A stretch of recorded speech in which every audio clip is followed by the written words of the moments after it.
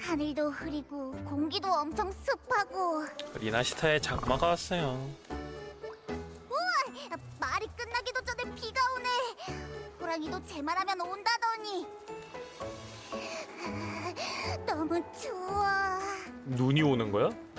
일단 따뜻한 음식이라도 좀 먹어. 몸도 따뜻해질 거야. 아니네, 그냥 비구나. 그러게 배고파 죽겠어. 어제 라군나에서 급하게 오느라 끼니도 제대로 못 챙겼잖아. 아니 근데 비 오는데 이렇게 먹어도 돼? 야외에서? 내가 잘못 본 건 아니지. 상다리가 부러지겠어. 저거 보니까 스파게티 맛있겠다. 방랑자, 우리 돈은 잘 챙겼지? 호텔에서 나올 때 많이 안 챙겨온 것 같은데. 그러면은 너를 갖다 팔 거야. 돈이라면 걱정 안 해도 돼. 아우구스타가 사람을 보내 알려줬어. 와, 우리가 장관부에서 일곱 언덕에 있는 책임져? 동안 숙식비는 전부 장관부에서 책임지겠다. 아 뭐야 이거 머그컵 안에 이거 스파르타 왜 머그컵 하고 있어? 숙식비가 전부 장관부에 책임져준다고? 다만 그럼 일단 지역도 아니 사는데도 1성급 호텔로 옮기자. 아 1성이 아닌가? 5성급 호텔로 옮기자. 사장님의 환대가 좀 지나친 것 같달까? 근데 비 오는데 실내는 없구나. 에이, 넌 최고의 검투 대회 우승자니까 그렇지. 그리고 내가 있잖아. 고작 대 6, 7, 8가지 요리쯤이야. 깨끗하게 대 6, 먹어칠 7, 수 8. 있어. 새우튀김 겁나 귀엽네. 이거는 무슨 음식일까? 햄버거? 파이? 일곱 원덕의 장관도 의리 있는 사람이네. 호텔도 밥값도 다 공짜라니. 우리 그냥 일곱 원덕에 더 있다 가자. 이것도 맛있겠는데.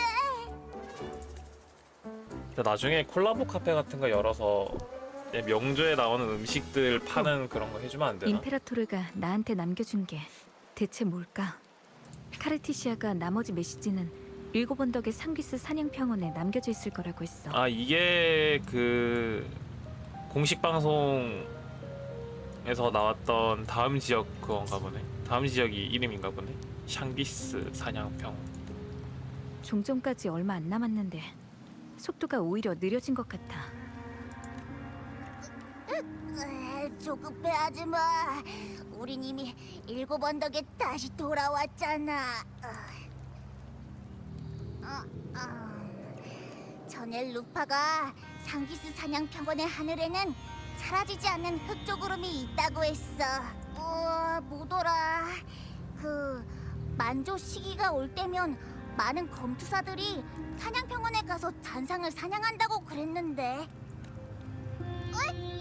이제 곧 만조 시기 아니야? 며칠 전에 장관이 보낸 초대장에서 같이 사냥하자고 했잖아. 그러고 보니 오늘이 장관하고 만나기로 한 날이네.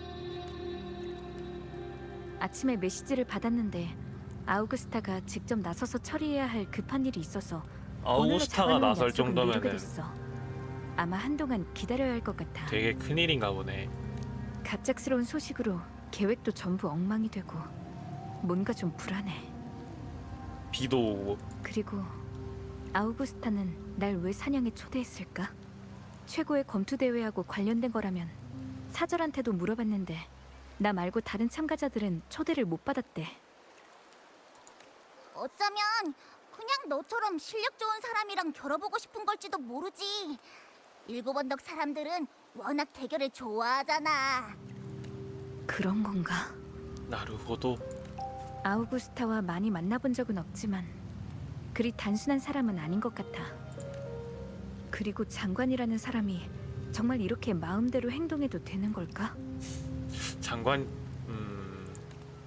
이방에서 온 친구여.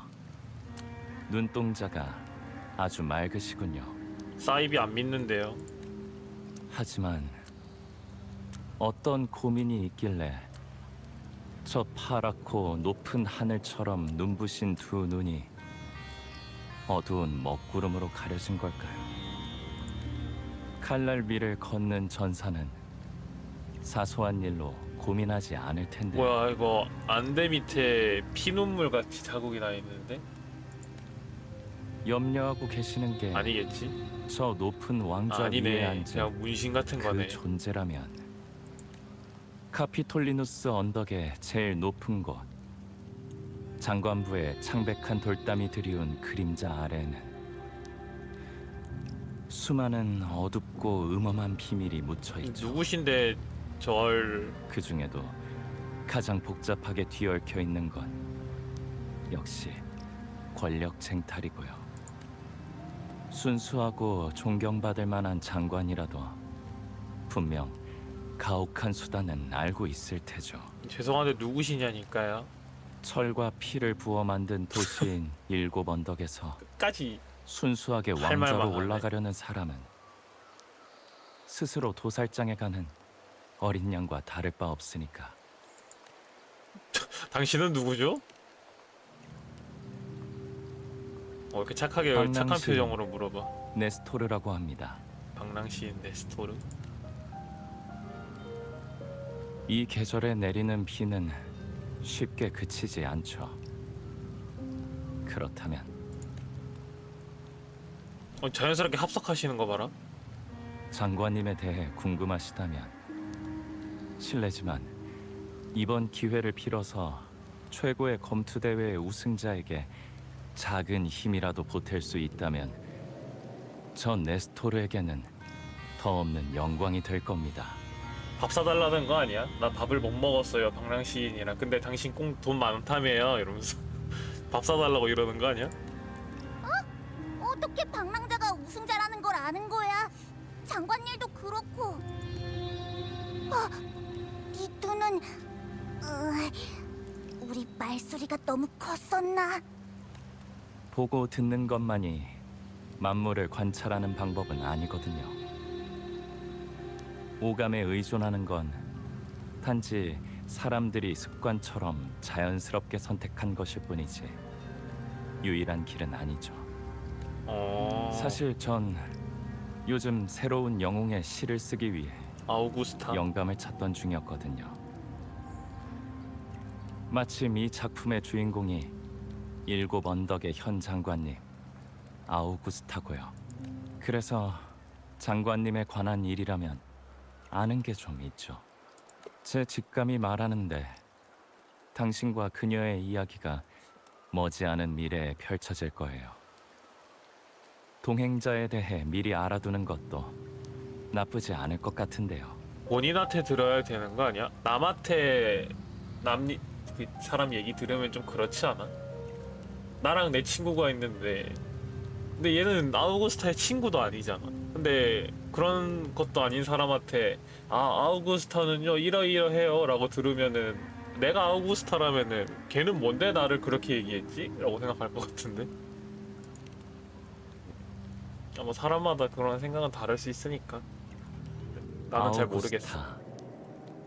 보잘것없는 시골 소녀.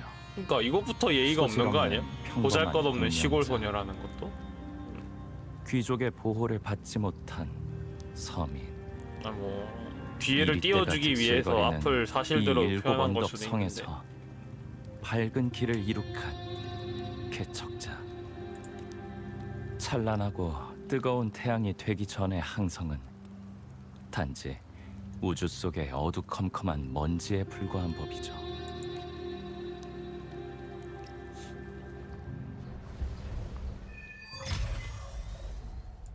이장 에필로그. 뭐야? 뭐야 이거? 뭐야? 겁나 신기하다 이거. 멀리서 오신 귀한 손님.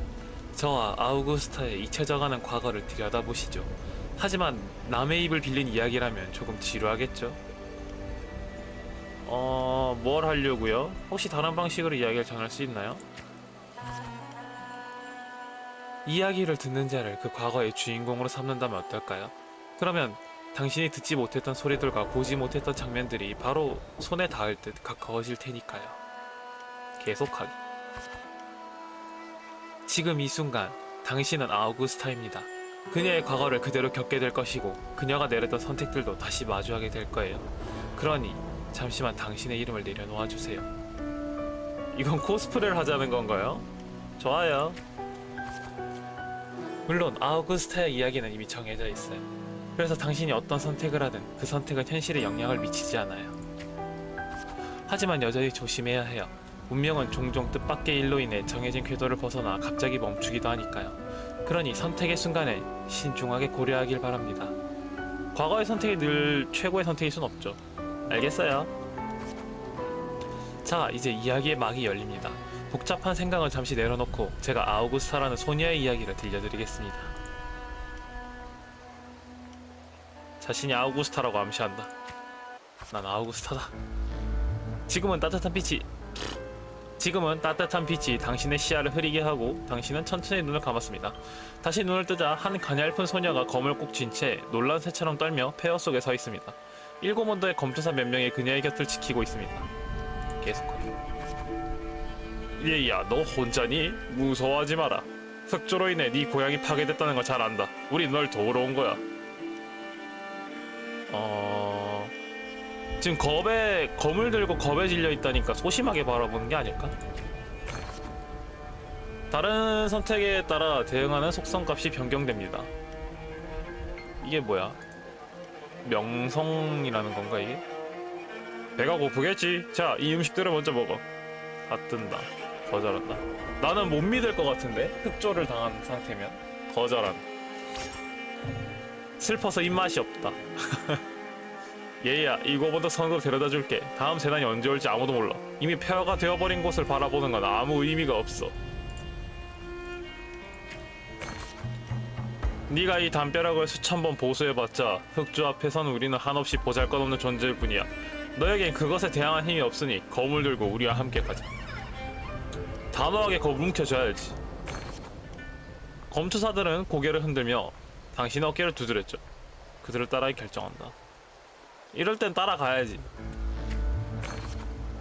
임의의 속성값이 0이 되는 순간 이야기는 종료됩니다. 신중하게 선택하세요. 아, 나 이런 류의 게임 옛날에 해본 것 같은데 어딨나에서. 재밌네 이거. 결국 당신은 고향을 떠나기로 결심했습니다. 검투사의 말에 마음이 움직였고 지금 자신의 힘으로는 이 땅을 지킬 수 없다는 것을 깨달았죠. 가는 길에 당신은 검투사와 대화한다. 당신은 검투사들과 함께 배를 타고 7원동성에 도착했습니다. 도심 광장에서 검투사들과의 작별 인사를 했습니다. 그리고 주변에 수많은 7원덕 사람들이 모여있다는 것을 알게 되죠. 성에 대해 모든 것에 불안함을 느꼈다. 신선함을 느꼈지. 사람들은 나무판에 단단히 붙은 검투 경기 포스터를 보며 경기에 관해 토론하고 있었죠. 밀려 들어가는 것보다는 성큼성큼. 잘 알아둬. 우리 7원덕은 힘을 숭상하는 땅이야. 이기는 자가 왕이라는 건 예로부터 변하지 않는 법칙이라고. 그는 7원덕 사람들의 눈에 흥분을 느꼈다. 약육강식의 세상에서 살아남으려면 자신의 날카로운 송곳 위로 만인 위에 우뚝 서 있는 면류관을 빼앗는 수밖에 없지. 계속하기. 그들의 말이 머릿속에서 떠나지 않았고 당신은 7원덕에선 검투사를 힘의 상징으로 여긴다는 것을 떠올렸죠. 만약 자신이 경기장의 정상에 오르면 필요한 힘을 얻을 수 있을지도 모른다고 생각했습니다. 포스터를 띄어내고 사람들에게서 떠난다. 이 포스터 내가 가져가지. 떠나기 전 당신은 사람들의 대화 대부분이 신분, 지위, 그리고 재능에 관한 내용임을 눈치챘습니다. 이 요소들은 아마 검투 경기에서 빠질 수 없는 것인 것 같았어요. 검투 경기를 단순한 학살 공연쯤으로 여기는 어리석은 자들이 아직도 있지만 안타깝게도 우리는 먼지 속에서 울부짖는 쥐 따위는 관심이 없거든. 우리가 원하는 건 피 속에서 장미를 피워내는 멋진 사람이지. 냉담한 7원덕 사람. 올해도 또 몇 마리의 쥐들이 그 악취나는 냄새를 풍기며 이 경기장에 올라설지 내기를 해볼까? 당신은 검투 대회에 참가하기로 결정했습니다. 규칙에 따르면 검투 훈련 교관이 필요합니다. 훈련 교관은 최소한 당신이 대회 첫날에 죽지 않도록 보장해야 하며 끝까지 살아남는 방법도 가르쳐줄 수 있다면 더 좋죠. 여러 번 거절당한 후에 당신은 부상으로 은퇴한 검투사 카토를 찾아냈죠. 카토는 한때 7언덕의 스타 검투사였고 제자를 드물게 받는 편이었습니다. 검투 경기에 나가고 싶다고? 일단 자기소개부터 해봐. 당신은 검투사에 대해 떠들던 사람들의 말을 떠올렸습니다. 7언덕성 사람들은 재능, 신분, 지위 같은 요소들을 더 중요하게 여기는 것 같았어요. 그래서 당신은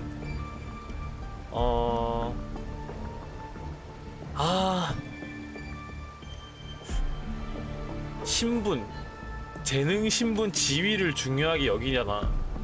근데 낡은 그런 거라고 하면 안 들어줄 거란 말이야. 지어내야지. 이야기는 다 한 거냐? 이게 나의 과거의 력을. 뭐야, 바로 죽었어. 아, 이러면 안 돼. 자신을 장식한다. 그 위선적인 명령어를 쓰는 건 단지 네 마음속의 나약함을 감추기 위한 것이겠지. 고향도 자아도 포기한 사람은 뭐든지 또 버릴 수 있어. 당장 여기서 나가. 두둥. 선택을 앞두고 방황한 당신, 잘못된 선택으로 이야기를 끝나버렸다. 부르마무? 이러면 또 처음부터 이게 다시 밀고 나가야 돼.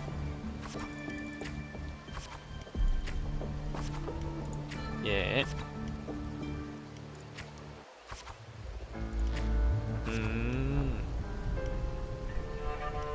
그럼 일단 처음에는 다 똑같이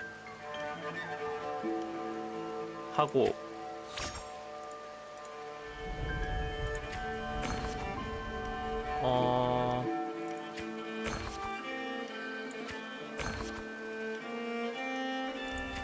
다시 거기서부터 다시 해보자. 신선함, 성큼성큼, 흥분, 계속하기, 포스터 띄고 계속하고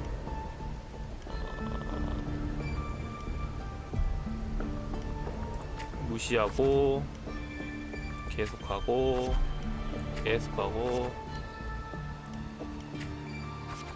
그래서 당신은 자신의 과거를 진지하게 이야기한다. 숙조로 고향을 잃고 힘을 얻기 위해 7번도 성에 왔다고. 너한테 끈기와 용기가 있는 건 알겠지만 이것만으로는 아무것도 바꿀 수가 없어. 사실적이네. 돌아가거라. 너처럼 빈손으로 여기 와서 혼자만의 이상에 도취된 놈들은 항상 있었어. 다들 잔혹한 현실에 산산조각 나와버렸지. 그런 바보들을 보는 것도 이제 지긋지긋해. 이 야리. 왜 아직도 남아있는 거지? 네 자기 연민을 나한테까지 옮기려는 거냐? 무지한 자는 그저 불쌍할 뿐이지. 손 안에 검을 꽉 잡는다. 그럼 이렇게 하지. 나랑 한판 겨뤄보자. 네 검이 나에게 한 번이라도 닿으면 네가 이긴 거라 치고 너에게 검투사의 전투 스킬도 가르쳐주마. 이게 바로 네 입문 시험이야. 생각 좀 하고요, 선생님. 곧이어 검과 검이 맞부딪히는 소리가 울려 퍼졌습니다. 카토는 빠르고 여유롭게 당신을 격파했죠. 힘이 전혀 없구나. 이제 네가 얼마나 약한지 알겠지? 그래서 전 검투사가 되고 싶어요. 너희 저기 누군지는 알고 있어? 정말 나를 이길 수 있을 것 같아? 이길 수 없다면 어떻게 할 건데? 이길 수 없으면 다음날 다시 도전해야지. 또 왔네. 7언덕성 사람들이 시골에서 온 쥐들 때문에 귀찮아 죽겠다고 하더라니. 정말 성가시군. 공격! 카토는 여전히 여유롭게 행동했고 당신은 그의 상대가 되지 못했습니다. 결국 당신은 또다시 그에게 패하고 말았죠. 계속하기. 돌아가. 이건 네가 갈 길이 아니야. 셋째 날 다시 도전. 속도도 조금 느리고 힘도 부족해. 너의 미숙한 검수는 적을 전혀 위협할 수 없어.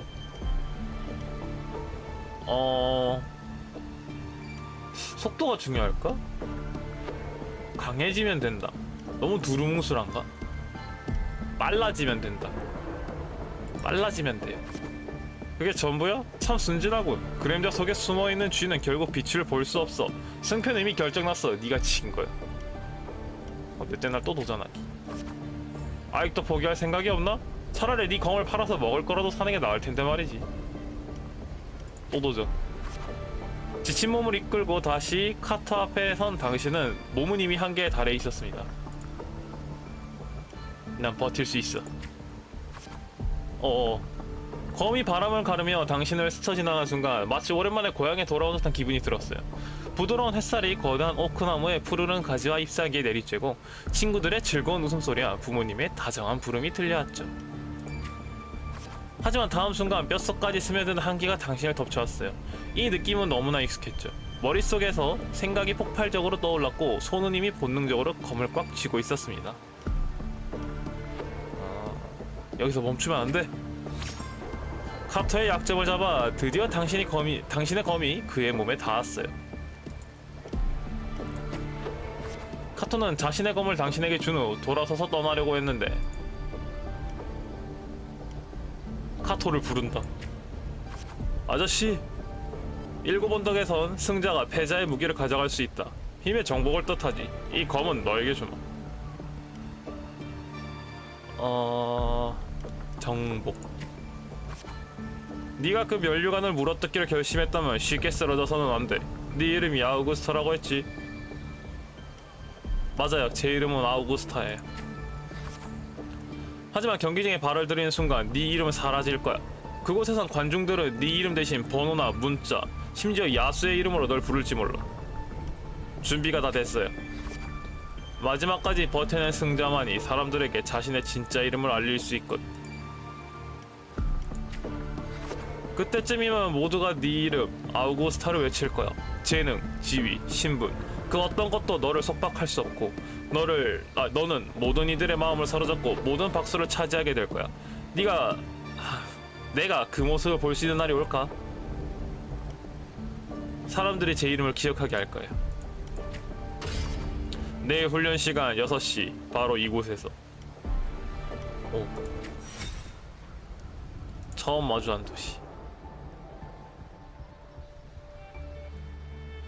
수많은 실패를 딛고 얻은 승리, 서투른 수단. 인내심이 있다고 해야 할까요?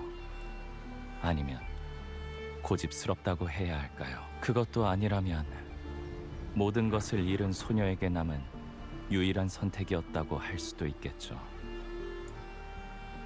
소녀가 의지할 수 있는 건 자기 자신뿐이고 잡을 수 있는 건 손 안에 검뿐이었으니까. 그나저나 영웅의 서사시가 이렇게 시작되는 건 너무 평범하죠. 그래? 기명 이후로 솔라리스의 폐허에서 이런 얘기는 지겹도록 들었거든요. 우리가 살아가는 시대가 대단하다는 건 부인할 수 없죠. 하지만 대단함의 여부는 이야기의 시작이 좌우하는 게 아니에요.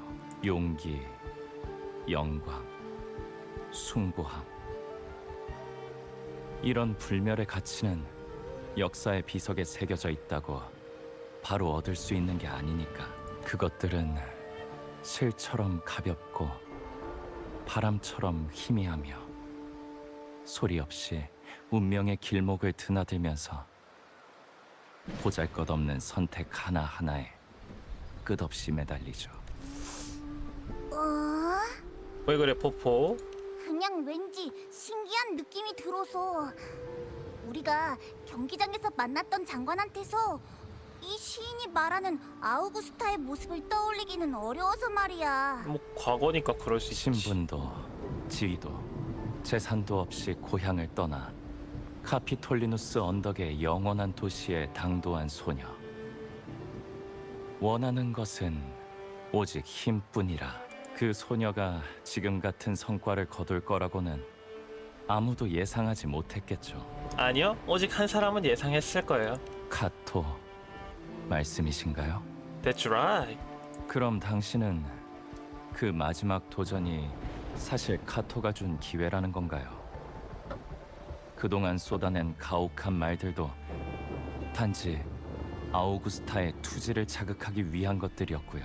어쩌면 그는 진작부터 그 부패한 규칙에 불만을 품었을 수도 있어요. 그럼 카토도 이상을 품고 있는 사람이었군요.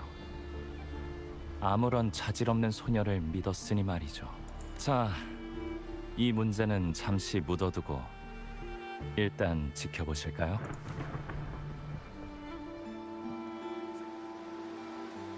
계속해서 네스토로와 대화해 상관해서 다시 알아보. 서사시 듣기. 날이 밝아졌어요. 당신은 카토의 지도를 받으며 한 달을 보냈어요. 오늘도 훈련은 계속될 예정이죠. 제때 훈련을 해야지. 당신은 훈련장에 도착했어요. 그동안 배운 기술을 수도 없이 반복하며 인내심이 조금씩 바닥날 무렵 당신은 우연히 길에서 다른 기술을 연습하는 검투사를 봤죠. 그러고는 훔쳐본다. 아, 기술을 훔쳐보는 것도 솔직히 나쁘지 않은 것 같은데. 아, 그냥 연습하자. 집중해서 연습하자. 문득 당신은 지금까지의 훈련 생활을 떠올려봤어요. 처음부터 끝까지 당신은 혼자 걸어가고 혼자 훈련용 타격대를 마주하며 혼자서 약을 바르곤 했죠. 참아. 왜 슬퍼해? 어느덧 검투대회가 열릴 날이 가까워졌어요. 오늘은 카토의 마지막 수업이었죠. 내가 가르쳐줄 수 있는 건 다 가르쳐줬다. 이제 남은 길은 너 혼자서 걸어가야 돼. 훈련이 끝나는 건가요? 이건 내가 너에게 주는 마지막 과제다. 넌 왜 검투사가 되려는 거지? 뭘 위해 이 훈련을 참아내는 건가? 당신에게 벌써 답이 있었다. 당신은 고향을 떠날 때의 이상, 다른 사람을 지키는 힘을 얻는 이상을 단 한 번도 잊어본 적이 없었어요. 당신은 주저없이 카토와 눈을 마주쳤고 카토도 당신의 눈에서 그 답을 읽어냈죠. 처음의 이상을 기억한다. 이때 처음 카토를 만났을 때 그가 한 말이 생각나자 당신의 눈 속에서 작은 욕망이 스쳐 지나갔어요. 그때쯤이면 모두가 네 이름 아우구스타를 외칠 거야. 재능, 지위, 신분 그 어떤 것도 너를 속박할 수 없고 너는 모든 이들의 마음을 사로잡고 모든 박수를 차지하게 될 거야. 내가 그 모습을 볼 수 있는 날이 올까? 전 할 수 있어요. 당신은 검투대회에 추천인은 대부분 귀족이나 부자인 걸 알고 있었어요. 지하 경기장 외에선 그들과 접촉할 수 없었죠. 이번엔 다 상등품들입니다. 한번 보시겠습니까? 상품처럼 지하 경기장 중앙에 선 당신과 다른 검투사들을 관객석에 있는 귀족과 상인들이 살펴봤어요. 당신 옆에 있던 검투사들은 하나둘씩 귀족들에게 선택되어 지하 경기장을 떠났죠. 앞으로 한 발짝 나아간다. 슬쩍. 관객들은 모두 당신을 주시했습니다. 하지만 당신의 그 행동은 비웃음만 얻게 되었죠. 뭐가 돼도 안 좋을 것 같은데. 비극이 이게 나을 것 같은데. 이 비웃음 역시 당신들도 그 비극을 만든 공범이었군요. 고향의 비극은 귀족들의 부패 때문이기도 하다. 고향의 비극은 흑조 때문만이 아니다. 흑조가 닥쳤을 때 권력과 재산을 가진 자는 사치스러운 생활을 하고 있었습니다. 7 언덕의 전사들이 가진 힘은 그들의 비위를 맞추기 위해 존재했죠. 반드시 이 질서를 깨트릴 거라고 다짐한다. 이거 보세요. 공명 어빌리티도 평범한 시골 소녀가 감히 권력과 힘의 정점에 오르려고 하다니. 7 언덕에서 오랜만에 재미있는 농담을 다 듣네요. 해보지도 않고 어떻게 알 수 있죠? 넌 우리에게 무엇을 가져다 줄 수 있지? 경기장에서 우스꽝스러운 서커스탄 배우처럼 상대방에게 쫓겨 공격당하는 모습으로 관객에게 재미를 줄 건가? 아니면 애교로 동정심을 얻을 수 있다고 생각하는 거야? 저를 얕보지 마세요. 앉아 계신 여러분들, 혹시 이 소녀를 선택하고 싶은 분이 있을까요? 사실 약자가 발악하는 모습을 바라보는 것도 재밌거든요. 냉담하게 귀족들이 수군대는 모습을 바라봐야지. 재미라. 7 언덕에선 늘 힘으로 강약을 따지니 본인을 뽑아달라 애원하는 검두사에게 편견을 가실 필요는 없죠. 목소리의 준이를 찾아보니 우아한 옷차림의 보수적인 귀족 한 명이 무거운 발걸음으로 관중석에서 천천히 내려오다가 마침내 당신 앞에 멈춰섰어요. 그에게서 썩은 냄새가 났어요. 7번덕 사람들이 말했던 시골쥐 냄새가 아니라 권력과 돈의 악취였죠. 말없이 주먹을 꽉 쥔다. 눈치껏. 난 손해보는 장사를 할 생각이 없거든. 경기장에 서고 싶다면 네가 경기장에 설 자격이 있는지 증명해야 해. 우선 내가 만든 3개의 시련을 통과해봐. 검투사 훈련. 명성 50에 의지 100. 명성도 50이나 필요하니까. 당신은 귀족이 제안한 시련을 받아들였어요. 하지만 시련이라기보다는 그들이 당신을 괴롭히기 위해 내놓은 어려운 숙제에 불과했죠. 신의 덩어리구만. 7번덕 성 밖에는 흑주에 침식된 폐허가 있었습니다. 바로 당신의 고향이었죠. 기억 속의 고향과는 완전히 다른 모습이다. 흑주에 침식된 난폭한 사자 한 마리가 그곳에 자주 출몰한다고 했어요. 낮에 사자는 동굴 깊은 곳에 숨어 있으며 일반적인 검으로는 그 두꺼운 피부를 뚫는 것이 거의 불가능하죠. 첫 번째 시련은 바로 그 사자를 죽이는 것이었어요. 하지만 귀족은 당신의 모든 방어 장비를 빼앗아갔고 무딘 검 한 자루만 남겨줬어요. 무딘 검 한 자루라도 충분하지. 성 밖의 산길은 뱀처럼 굽이굽이 이어져 있고 검게 그을린 나무 아래는 10여 구의 해골이 있었어요. 목적지에 거의 도착한 것을 알아차리고 악취를 참으며 계속 앞으로 나아갔습니다. 아침의 첫 햇살이 구름을 뚫고 빛을 비추자 죽음의 기운이 물씬 풍기는 동굴이 보였어요. 동굴 내 상황을 확인할 겨를도 없이 갑자기 나타난 강력한 힘이 당신을 제 앞에 멈춰세웠죠. 누구세요? 반항을 시도한다. 이거 쉿! 죽기 싫으면 숙여. 그놈의 눈에 띄지 말게. 숨소리 내지 말고 조용히 있어. 그가 말한 대로 한다. 네. 당신은 고개를 돌리자 한 사냥꾼이 보였어요. 이때 사나고 거대한 짐승이 포효하며 당신들이 숨은 밀림 앞을 지나갔어요. 숨어서 관찰한다. 사자가 떠난 후 당신은 사냥꾼에게 감사 인사를 했어요. 사냥꾼 덕분에 그 괴물한테 들키지 않았던 거예요. 옷차림을 보아하니 7번덕 검투사 같은데. 나도 원래 검투사였거든. 아쉽게도 중요한 경기에서 패배한 후 귀족들에 의해 쫓겨나 이런 꼴이 되었지만 우린 말이야 단지 귀족들의 심심풀이에 이용당하는 존재일 뿐이야. 사냥꾼은 자신의 뛰어난 실력을 생존을 위한 투쟁에만 발휘할 뿐이었습니다. 7번덕이 지금 가장 필요로 하는 힘을 가진 자가 오히려 7번덕으로부터 버려진 거예요. 당신은 이런 상황이 가엽게 느껴졌죠. 명성과 의지. 요거? 미쳤어? 감히 그 사자를 건드릴 사람은 없어. 그냥 쫓아낸 거구나 완전히. 일부러 진짜. 전 자신 없는 일을 하지 않아요. 사냥꾼은 당신에게 가혹하게 말하면서도 그가 아는 모든 것을 알려줬어요. 사냥꾼과 작별한 후 당신은 사냥 전 준비를 시작했습니다. 당신의 사냥감을 더 잘 알기 위해 앞으로 며칠 동안 사자의 일거수일투족을 관찰했어요. 며칠 후 사자의 습성에 대한 파악이 끝나자 당신은 깊은 동굴로 들어갔습니다. 당신은 어두컴컴한 동굴에서 조심스레 나아갔어요. 갑자기 강렬한 불안감이 당신의 발걸음을 멈추었습니다. 손에 든 횃불 사이로 당신은 귀신같이 무서운 그림자를 보았어요. 지옥불이 황금빛 갈기를 따라 춤추었고 날카로운 발톱이 땅에 깊은 자국을 남겼죠. 사자와 일정 거리를 유지하고 검을 휘두른다. 소문대로 당신의 검으로는 그것을 조금도 다치게 할 수 없었습니다. 숨돌릴 틈도 없이 거대한 사자의 포효가 폭풍을 일으키며 당신을 향해 덮쳐오고 있었어요. 당신은 신속히 동굴의 환경을 살펴본다. 사자가 덮쳐오는 순간 당신은 온 힘을 다해 동굴 천장에 있는 종류석을 향해 검을 휘둘렀습니다. 부서진 종류석은 엄청난 힘으로 사자의 입에 부딪혔어요. 아직 끝난 게 아니야. 당신은 사자의 목 위로 떨어졌어요. 사자는 날카로운 발톱으로 당신을 잡으려 했지만 당신이 계속 피하자 오히려 본인의 목덜미에 앞발과 발톱이 단단히 얽혀버렸습니다. 당신의 기회를 틈타 힘껏 잡아당기자 그 괴물은 자신에게 목이 졸려 숨을 거두고 말았죠. 외부의 힘을 빌리는 것도 일종의 방법이다. 드디어 시련이 끝나자 당신은 지친 몸을 이끌고 냇물가로 걸어갔습니다. 맑은 시냇물이 산골짜기 사이로 흘러내리고 이 밀림은 자연의 요람 속에 곤히 잠들어 있었어요. 당신이 피 묻은 두 손을 물에 담그자 맑은 시냇물이 점차 핏빛으로 물들었어요.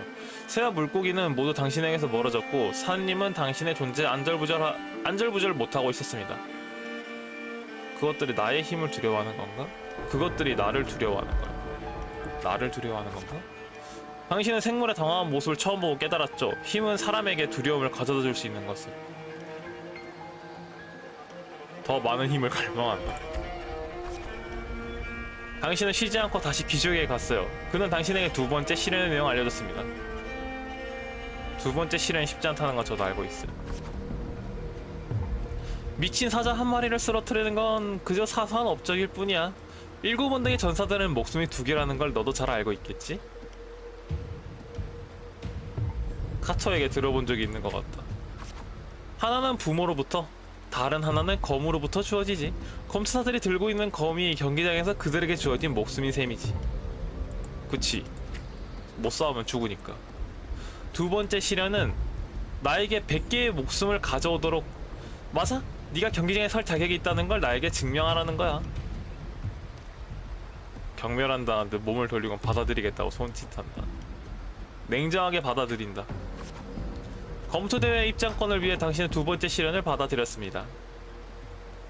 당신은 매일 7 언더의 검투사들과 검투를 했고 당신의 명성이 점점 높아지고 소문이 나자 당신의 결투를 보는 관중도 끊기질 않았죠.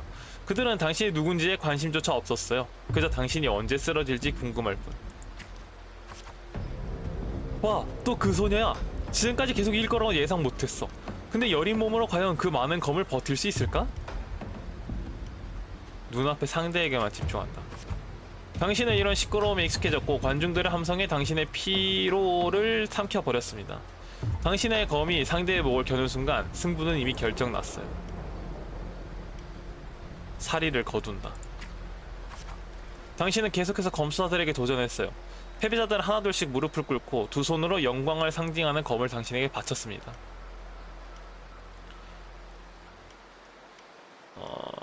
높이 들어올리는 건 바닥에 꽂는다? 들어올리는 게 더 저거 할 것 같은데. 7 언덕에서는 도전할 만한 상대의 수가 제한되어 있어 당신은 더 강한 상대를 찾아야만 했어요. 당신은 최고의 검투대회의 유력한 우승 후보인 귀족 출신 검수사 빅토르를 찾아갔죠. 빅토르님의 아버지가 누구신지 아세요? 그분은 최고의 검투대회의 가장 큰 후원자예요. 권력과 재산, 이런 것들은 단순히 힘으로 움직일 수 없는 거예요. 빅토르님께서는 최고의 훈련 교관과 가장 정교한 무기가 있다고요? 그래서요? 얼마 지나지 않아 빅토르 가문이 당신을 찾아왔어요. 그들은 당신이 결투를 취소하기만 하면 완벽한 직업과 많은 돈을 주겠다곤 계약서를 건넸습니다. 계약서를 찢어버린다. 당신은 귀족의 제안을 거절했고 귀족의 하인은 화가 나서 당신을 저주했어요. 냉정하게 대응해야지. 예의 없는 시골 사람 같으니라고. 귀족을 거절하는 게 무엇을 의미했는지 알고 있나? 당신의 그 검언이 언제까지 갈 수 있을지 두고 봅시다. 빅토르를 주시하자. 빅토르는 말하고 있는 하인을 막으며 계약서를 찢어버렸어요. 내가 찢은 게 아니구나. 가자. 이런 무식한 자와 대화를 나누는 것은 시간 낭비일 뿐이야. 물론 경기장에서 내 시간을 너무 낭비하지 말았으면 좋겠어. 그들은 당신에게 클림코인 한 주머니를 던지며 말과 행동으로 당신을 비웃으며 이런 방식으로 기선제압을 하려 했죠. 코노테도카. 약속한 검투의 날이 다가왔습니다. 빅토르는 귀족 영예를 대표하여 당신의 도전을 받아들였어요. 당신은 며칠 전 그의 도도한 모습이 생각났어요. 하지만 귀족은 말만 화려하게 할 뿐 검술에 대해서는 전혀 아는 게 없었습니다. 당신은 나약하고 무능한 귀족 도련님을 쉽게 물리쳤고 땅에 굴러떨어진 그의 정교한 투구를 들어올렸어요. 귀족이는 관중 속으로 다가간다. 저 해냈어요. 당신들의 시간은 낭비하지도 않았다고요. 봤어요? 재산과 권력으로 장식한 당신들의 거만이 힘 앞에서 얼마나 취약한지 투구를 밟아야지. 거침. 경기장의 관중들은 모두 당신을 위해 환호했고 그 가식적인 귀족도 어쩔 수 없이 당신에게 고개를 숙였어요. 당신은 거처로 돌아가 전리품을 세보았습니다. 당신이 이긴 99명의 상대와 99개의 검, 이제 단 한 개의 목숨만 남았어요. 대부분의 검수하는 당신의 명성이 두려워 감히 당신의 도전을 받아들이지 못했죠. 단 한 사람을 제외하고. 아리델, 그는 지하 경기장에 떠오르는 별이었습니다. 평범한 당신과는 달리 아리델은 태어날 때부터 강력한 공명 어빌리티를 지니고 있었죠. 의심한 여지 없이 그는 지금 검투 경기장 위의 왕이었어. 오랫동안 갈고 닦은 검도 날카로운 법이죠. 모두가 아리델의 이름을 외치는 소리를 들으며 당신은 약속한 결투 장소로 걸어갔어요. 얘도 와있구나. 당신보다 훨씬 큰 체결 가진 상대는 마치 전에 당신이 싸웠던 사자와 같은 위압감을 풍겼죠. 몇 번의 교전 후 당신은 이상한 느낌을 받았어요. 발 아래의 바닥은 너무 미끄러워 거의 힘을 쓸 수 없었고 아리델의 투구와 갑옷은 또 이상할 정도로 무거웠어요. 너무나 익숙한 귀족의 비열한 수단이었죠. 침착함을 유지해. 당신은 침착하게 호흡을 조절하고 당신을 위해 준비된 함정으로 아리델을 유인했습니다. 몇 차례 교전 후 그의 발걸음과 반응이 점점 느려졌어요. 이마다! 당신의 검이 7언덕 최강의 검수사 앞에 놓여지자 경기장은 갑자기 조용해졌어요. 그리고 관중들의 환호 소리가 울려 퍼졌죠. 찔러라! 찔러라! 찔러라! 예? 죽여라! 죽여라! 죽여라! 여기서? 눈을 감고 죽음을 기다린다. 승부는 이미 결정됐어요. 아, 내 의지가 떨어졌네 이거. 모든 사람들의 주목을 받으며 당신은 아리델의 검만 가져갔습니다. 그러한 관중들에게 인사를 하고 떠났어요. 무거운 짐을 벗은 기분이다. 살아라! 살아라! 살아라! 환호 소리를 뒤로 한 채 떠난다. 다음날 당신은 100개의 목숨을 가지고 보수적인 귀족을 찾아갔어요. 아리델은 7언덕 사람 중에 가장 강력한 검사일 뿐이다. 그 100명 위에는 훨씬 더 강한 힘을 가진 자가 존재하지. 세 번째 시련은 뭔가요? 너의 세 번째 시련은 아르시노사의 인정을 받는 것이다. 애초에 제가 시련을 통과를 바란 적 없던 거죠? 한 번도 패배한 적이 없다는 아르시노사는 저도 알고 있습니다. 아르시노사는 인간이 초월할 수 없는 한계이자 7언덕의 최후의 장벽이라고들 하죠. 하지만 포기할 이유는 없지.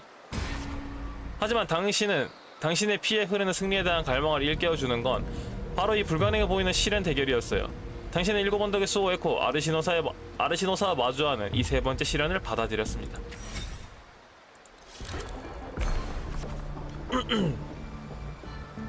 무술백의 명성백.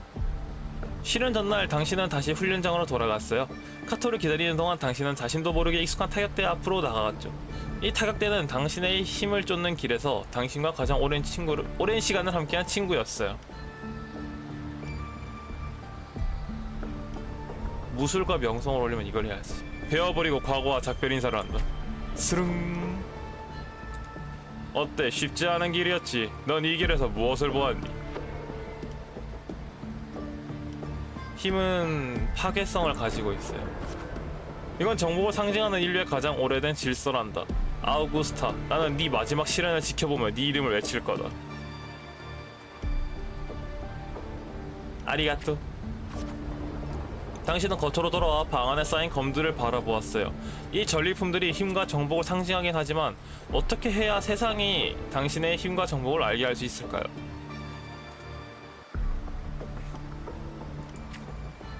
당신은 한 전설의 검투사 이야기를 들은 적이 있어요.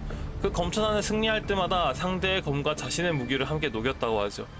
그래서 당신도 자신의 검을 들고 대장간으로 향했습니다. 힘을 보여주기 위해 다른 사람의 힘을 빌려야 한다니. 대장간에서 쉼없이 내리치는 망치를 바라보는 당신의 머릿속에서 전에는 상상조차 못했던 생각을 떠올랐어요. 그렇게 해서 당신은 자신의 공명 어빌리티를 이용해 모든 검을 녹여 하나로 만들었어요.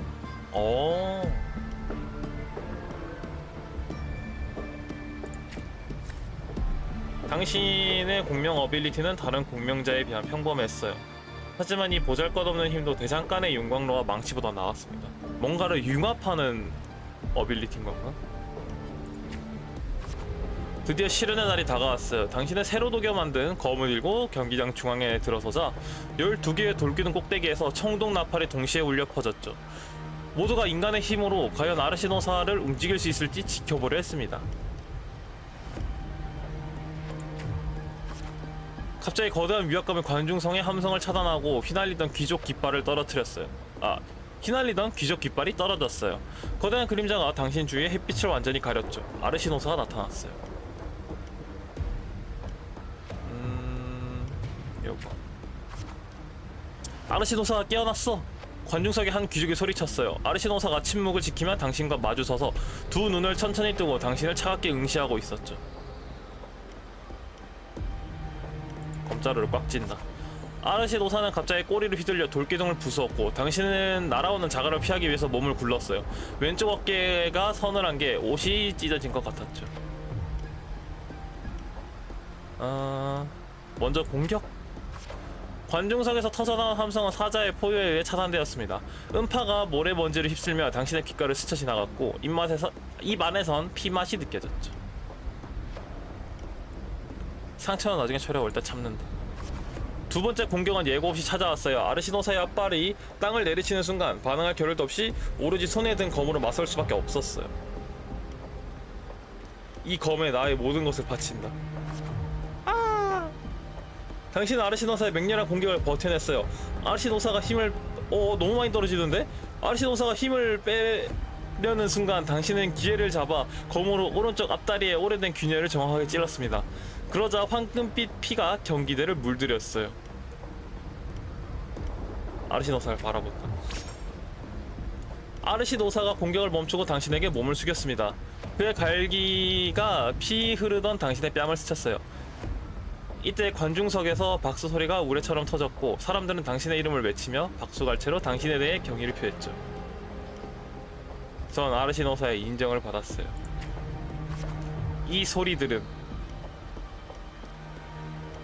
환호성을 듣는다 밖에 없네. 지혜롭고 장엄하며 위대한 힘을 가진 아르시노사여, 부디 용기와 힘으로 만들어진 면류관을 그녀에게 내려주소서.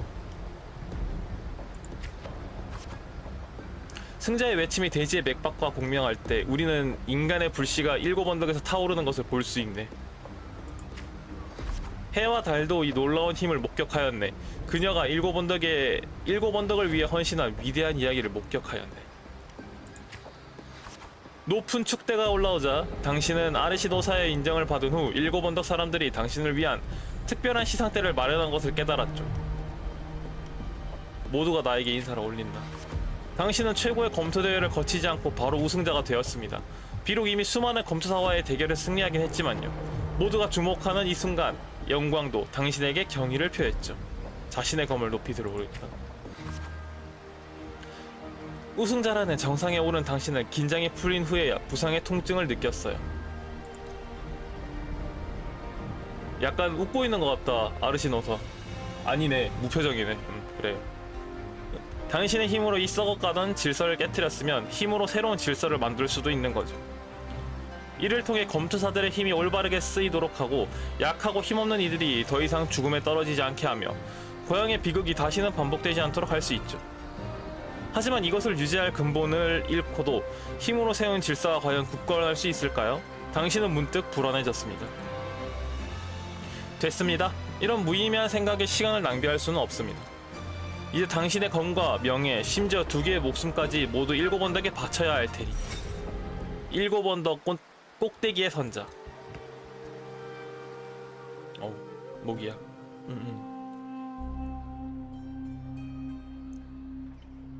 여기까지가 간략한 시의 초안입니다. 장관님에 대해선 여기까지가 제가 아는 전부예요. 다 알고 있는 건데 이 정도면. 그럼 관객으로서 제가 들려드린 포포 이야기에 먹고 대해 있는 거 봐 그 와중에. 어떻게 오른쪽에. 생각하시나요? 나쁘지 않아요.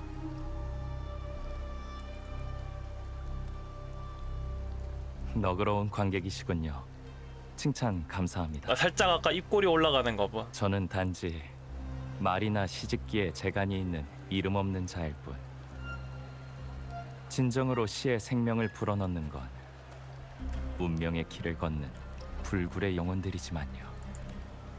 하지만 단 한 가지 제가 꼭 강조하고 싶은 건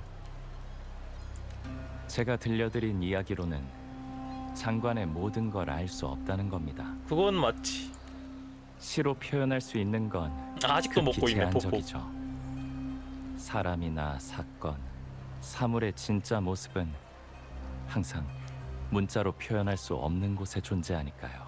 저는 영웅서사시의 주인공이 아니기에 끝내 방관자의 시각에서 벗어날 수 없습니다. 어떠한 사건 그 자체나 사건 속 사람들의 속마음을 모방할 수는 있을지언정 그대로 재현해내는 건 불가능해요. 그치. 조언이라기에는 못한 말씀입니다만 이야기의 진실을 엿보고 싶다면 그 속으로 들어가 이야기의 일부가 되어보세요. 마침 지금이 좋은 기회겠군요. 제가 앞서 말했듯이 당신과 아우구스타 그리고 일곱 언덕 영웅들의 서사시는 와 이제야 새로운 장을 시작해. 장을 시작한 셈이거든요. 제가 하려는 일을 잘 알고 있는 것 같군요. 그걸 알아채는 건 어렵지 않죠. 운명의 물결은 마치 해와 달 그리고 별의 궤적과 같아서 당신이 어디로 갈지는 이미 당신이 걸어온 발걸음에 의해 정해져 있거든요. 시인이 아니라 진짜 거의 뭐 예지가? 거의 그 정도인데 얘는. 비구름이 2에도 나올 수도 걷히고 있겠다. 있네요. 스토리에. 7번도 빗물이 스토리에. 더 이상 세상의 현을 튕기려 하지 않는 소리가 들려요. 이제는 작별 인사를 할 때가 됐다는 거겠죠. 야, 비 올 때 나타났다가 비가 그치니까 가는 거야? 떠나기 전에 한 가지 여쭤보고 싶습니다만 무엇이 일곱 언덕의 권력 꼭대기에 선 지금의 아우구스타를 만들었을까요? 왕이 되기 위한 길에 그녀를 지탱해준 버팀목은 대체 무엇이었을까요? 포포 배 나온 거 봐. 힘이라고 생각해. 아, 배가 아니라 다리였구나. 이게 없었으면 제 아무리 아우구스타가 버티려고 해도 그 시련들을 이겨내지 못했을 테니까. 힘이라. 방랑자, 네 생각은 어때?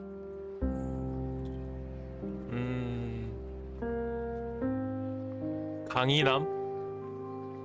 과거에 그런 일을 겪고도 포기하지 않고 나가는 건 강인함이지. 나는 강인함이라고 생각해. 이런 거. 두 분 다 서둘러 대답하실 필요는 없습니다. 그냥 이 질문을 마음에 품고 나아가시면 돼요. 이래는 알고 보니까 상냥함인 거 아니야? 홍루 마냥 림버스 컴퍼니? 모든 것이 대답해라, 마무리되는 공부. 그날 해답이 스스로 여러분을 찾아올 테니까. 이 홍원에 필요한 것은 무엇인가? 전 상냥함이라고 생각해요. 그럼 전 이만 가보겠습니다. 우리의 만남은 필연이자 우연이겠죠. 필연이자 우연. 정말 멋지네. 이런 말이. 나 이런 거 너무 좋아. 운명이 이어준 짧은 만남이 끝나면 저의 모든 흔적은 결국 바람 속에 사라지겠지만 당신만의 웅장한 이야기는 결코 끝나지 않을 와, 겁니다. 내 스토리 얘 되게 멋지다. 얘 나중에 일곱 원덕 스토리 이후에 한 번쯤 더 등장했으면 좋겠다. 일곱 원덕 안에서라도 이벤트 같은 거 할 때. 여기서 축제라는 이벤트가 있을 때 찾아와가지고 새로운 서사시 얘기 또 해주면서 쟤 되게 멋지네 레스토르. 이랬는데 갑자기 윤호로 변하나? 아니네? 우와 뭐야? 종이 새로 변했는데? 뭐야? 쟤는 누구야? 방금 금발에 아까 그 오만한 귀족인가? 거기 그림이랑 비슷한 것 같긴 한데. 우와 네스토르 쟤 진짜 뭐야? 어떻게 종이새로 변했지? 하루 전 장관님, 윤호를 너무 내버려 두셨습니다. 윤호를 너무 내버려뒀다고? 윤호는 항상 무례하게 행동하고 오만하게 말하는데 이건 예언자의 채통에 어긋나는 일입니다. 아 그렇습니다. 초대를 받기는커녕 통보도 없이 감히 무례하게 장관부에 난입하다니. 아니 근데 난 저런 원로들이 더 이해가 안 되는 게 정작 본인이 괜찮아서 가만히 있는데 왜 옆에 있는 타인들이 나서서 왜 저렇게 무례하게 하는 거야 이러는 거 따지는 건 이해가 안 돼. 장관 본인이 아무 말도 안 하는데. 하! 대놓고 장관부의 위험에 도전하는 행위입니다. 이런 애들이 진짜 나쁜 놈들이라니까. 변한 게 없군요. 여러분, 그 예언자는 낮은 문턱을 넘은 것뿐입니다. 그 문턱은 장관부의 위엄을 대표하는 것도 아니고 반드시 지켜야 할 누군가의 나약한 자존심도 아닙니다. 이야 멋지게 말하네. 잊지 마십시오. 사람들이 경외하는 것은 결코 카피톨리누스 언덕의 높은 성벽이 아닙니다. 저의 의지, 저의 검, 우리의 거침없는 정복심이야말로 장관부의 위엄입니다. 여러분이 무엇을 두려워하는지 알고 있습니다. 예언자가 자신을 능가하는 것이, 반항적인 사람이 원로원의 규칙을 흔드는 것이 두려운 것이죠. 와 팩트로 때려버리네. 야 진짜 멋지다. 하지만 잘 들으십시오. 권력이란 결코 겉으로만 고개를 숙이는 비겁한 이들에게 주어지지 않습니다. 권력을 원한다면 그림자 속에 숨지 말고 용기를 내어 여러분이 권력을 가질 자격이 있다는 것을 증명하십시오. 카 윤호. 너무 사- 늦었는데, 아우구스타? 원로들을 상대할 시간은 좀 줘야지. 우와 모델링 봐 미쳤다. 앞으로는 존경하는 예언자님께서 너무 오래 기다리지 않도록 내가 눈치 빠르게 원로들이 소란을 피우게끔 내버려둬야겠네. 그러니까 얘네 둘은 이렇게 사이가 좋은데 원로가 뭐라고 나서가지고 나대는 거야? 원로들이 마음껏 난리치게 두어서 아까 네가 한 위대한 업적을 그대로 기록하게 한 다음 한 글자도 빼놓지 않고 릴리벳 할머니에게 알려줘야지. 릴리벳 할머니? 아 예언가 수장. 예언자 윤호는 행실이 좋지 못하며 허락 없이 테트라고노 성전을 떠나 장관부에 난입했다. 궁금한 걸? 그때쯤이면 먼저 화를 낼 사람은 너일까? 아니면 릴리벳 할머니일까? 눈 피하는 거 봐. 그래, 그 늙은 여우들이 고자질하게 내버려 두지 뭐. 그 작자들이 테트라고노 성전의 문에 왼발을 들여놓으면 내가 달의 활로 왼발을 쏠 거고, 오른발을 들여놓으면 오른발을 쏠 거야. 그냥 쏜다는 거잖아. 그건 나도 찬성이야. 가끔씩 원로원 사람들에게 경고할 필요가 있긴 해. 테트라고노 성전의 자비로움 때문에 우리의 예언자 윤호의 대단함을 잊어서는 안 되지. 왜 테트라고노 성전에서 나를 기다리지 않았어? 모든 준비는 끝났으니까 오늘 밤 사냥평원으로 출발할 수 있어. 아 샹크스 상황평원인가? 아 뭐더라? 무슨 잠깐만. 문제가 있으면 아무튼. 단말기로 연락하면 되잖아. 굳이 일곱 언덕 성까지 올 필요는 없었을 텐데. 적어도 그 일이 벌어지기 전에는 네가 책임감에 사로잡히길 바라지 않아. 샹크? 아닌데? 샹구스? 그건 아니야, 아우구스타. 난 그저 그 사람을 만나러 온 까먹었다 거거든. 이거. 릴리벳 할머니가 그러더라고. 그 사람의 운명은 알 수 없는 공백이라고. 그렇게 재미있는 일이라면 시간을 좀 내는 것도 당연한 거 아니겠어? 그 사람이면 아마 방랑자 얘기하는 거고. 우와, 이 표정 미쳤다. 그래서였구나.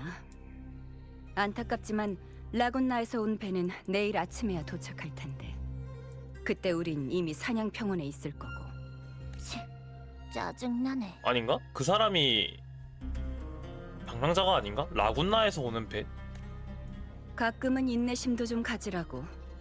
방랑자가 장관부의 초대를 받아들인 이상 앞으로 있을 사냥에서 함께할 기회는 얼마든지 있어. 나한테 더 할 말 없어? 일부러 방랑자한테 가서 내 이야기 해준 거? 릴리벳 할머니의 예언서를 아니네. 봤어. 이번 사냥, 심지어 우리의 계획까지 모두 다 결과가 좋지 않아. 결과가 좋지 않아? 우리 계속 해야 되는 걸까? 결과가 좋지 않아. 위험이 마냥 나쁜 것만은 아니야. 위험이 클수록 더 강한 영웅이 필요할 테니까. 그런데 너 언제부터 성전 일에 관심을 갖게 된 거야? 잘 들어라, 일곱 언덕의 무신자들이여. 높은 하늘의 신은 더 이상 분노를 참지 않을 것이다.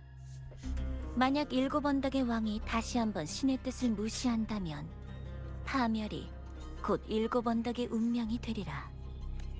얼마 전 귀족들이 그 라군나의 오래된 예언에 대해 속삭이는 걸 들었어. 귀족들이? 나도 그 진부한 말이 당시에는 확실히 위협적이었다고 생각해. 하지만 안타깝게도 일곱 언덕의 선조들이 배를 타고 바다를 건너 이곳에 올랐을 때 라군나의 신은 배를 탈 자격조차 없었거든. 게다가 예언자들은 그 예언이 불완전하다고 했잖아. 비범한 힘을 손에 쥐고 검은 물결 속에서 일어난 영웅의 미야? 왕만이 일곱 언덕을 영원하게 만들 수 아닌가? 있다. 그들은 거센 해류와 폭풍을 가라앉히고 옛 왕의 피로 끝없는 영광을 위한 면류관을 만들 것이다. 잊지 마. 이건 오래된 라군나의 예언이 계속되는 거야. 파비우스, 아틸리우스, 발레리아. 한 세대 또 한 세대의 영웅의 왕들이 일곱 언덕을 곤경에서 구해냈지. 영웅이 존재하는 한 아킬레우스가 어떤 아니라 위기도 이 아틸레우스. 불멸의 성을 흔들 수 없단 말이야. 하지만 이번만큼은 예외라면 운명이 우리에게 준 답은 파멸이야. 예언가들은 이런 게 있지. 자기가 잘난 거 뭐 그런 것도 알지만 예언이 큰일이 나는 예언이 나왔을 때 그거에 대한 걱정도 엄청나겠지. 나라도 그럴 거야. 미래를 볼 수 있다면. 그러면 내 검으로 재앙의 운명을 끊어버리면 돼. 그래서 방랑자가 왔잖아. 그 운명을 바꾸기 위해.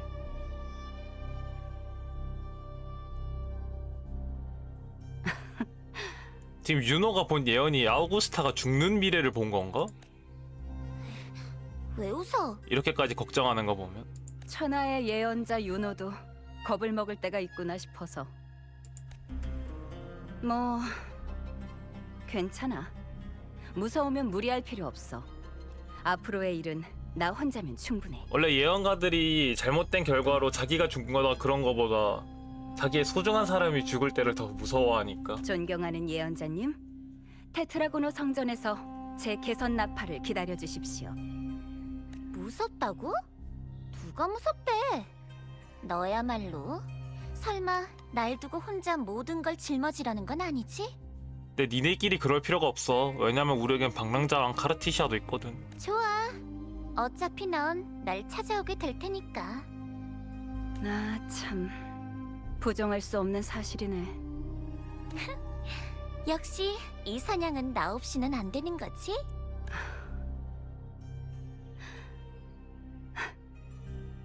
고마워, 윤호. 뭐야, 갑자기. 얘네들 캠이 너무 좋다.